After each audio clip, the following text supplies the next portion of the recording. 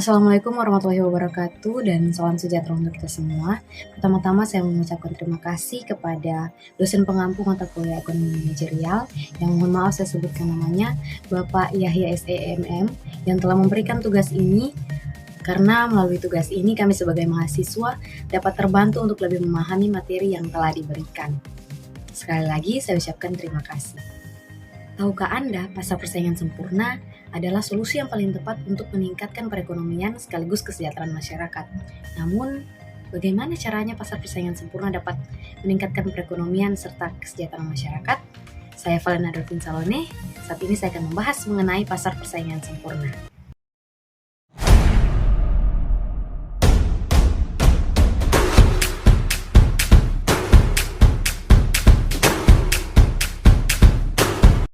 Sebelum kita membahas lebih dalam mengenai pasar persaingan sempurna, mari sama-sama kita ketahui terlebih dahulu apa sih pasar itu sendiri. Nah, pasar adalah tempat bertemunya pembeli dan penjual untuk melakukan transaksi pembelian maupun penjualan barang atau jasa.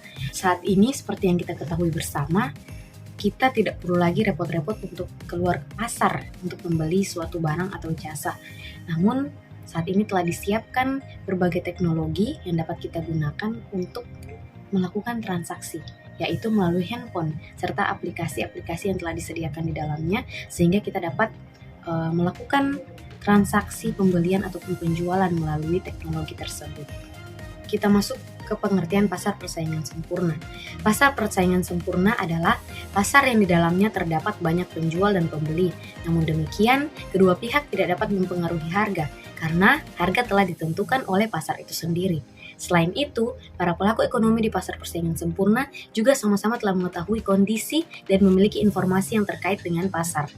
Tidak ada campur tangan dari pemerintah dalam pasar persaingan sempurna. Pasar persaingan sempurna disebut-sebut sebagai jenis pasar paling ideal karena dianggap mampu menjamin terwujudnya efisiensi pasar. Selain jumlah penjual dan pembeli yang banyak, produk yang dijual di jenis pasar persaingan sempurna adalah bersifat homogen.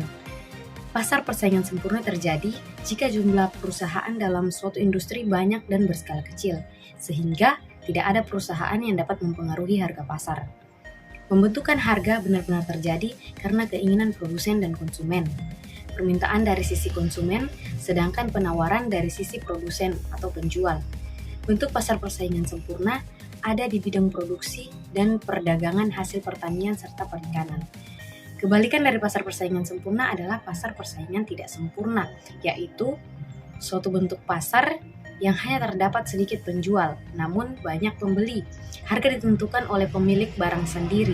Dalam hal ini, bisa perusahaan maupun perorangan. Meski penjualnya sedikit, namun barang yang ditawarkan beragam. Selanjutnya, contoh pasar persaingan sempurna. Contoh sederhana dari pasar persaingan sempurna adalah perusahaan beras, pasar buah dan sayur, pasar minyak wangi, dan lainnya.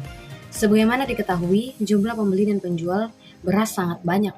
Pasalnya, beras adalah salah satu kebutuhan pokok di Indonesia. Setiap pembeli dan penjual tidak memiliki kekuatan untuk mempengaruhi harga. Perusahaan beras yang memproduksi beras hanyalah satu di antara sekian banyak produsen beras. Kontribusi perusahaan yang satu terhadap produksi beras secara keseluruhan hanyalah merupakan bagian kecil dari jumlah produksi yang sangat besar. Artinya, berapapun jumlah beras yang dapat diproduksi perusahaan, harga keseimbangan beras di pasar tidak akan berubah.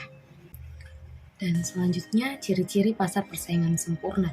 Ciri-ciri yang pertama yaitu jumlah pembeli dan penjual banyak. Yang kedua, barang dan jasa yang diperjualbelikan bersifat homogen. Artinya, satu jenis barang merupakan barang pengganti atau substitusi untuk barang dari penjual lain. Dalam hal ini, konsumen menganggap bahwa barang yang dijual sama mutunya, sehingga konsumen tidak dapat membedakan antara barang yang satu dengan barang yang lain.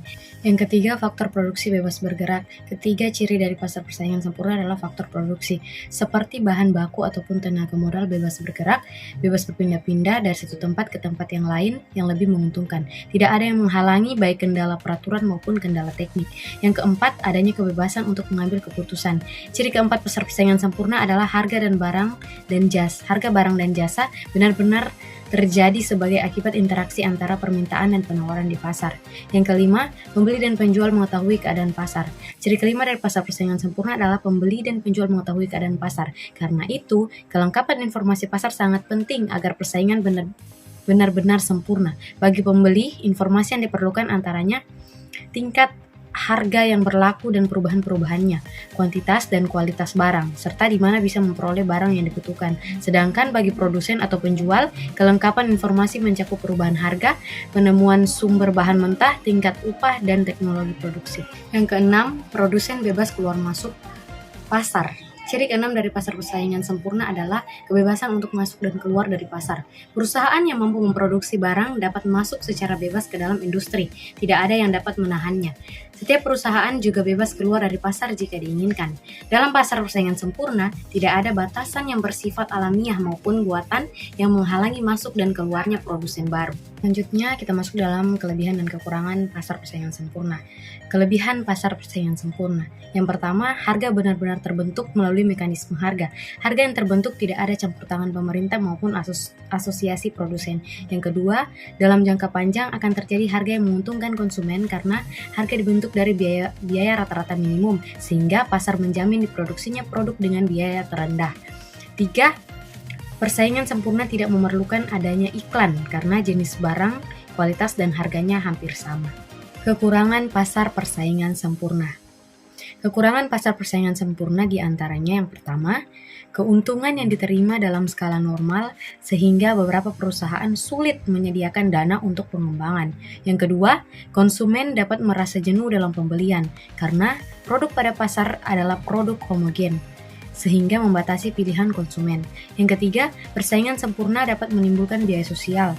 Perusahaan yang abai dengan biaya sosial akan menimbulkan kegiatan produksi yang merugikan masyarakat, misalnya polusi, penggunaan bahan pengawet berlebihan, dan lainnya.